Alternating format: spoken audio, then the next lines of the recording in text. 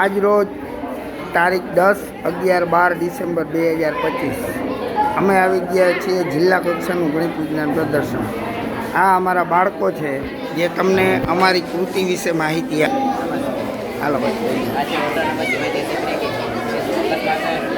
વાહનોમાં automatic breaking સિસ્ટમનો ઉપયોગ કરવામાં આવે છે. જે આઈએસએસ છે તેનો ઉપયોગ કરીને આપણે ડીસી મોટરને પાવર પ્રોડક્ટ અહીંયા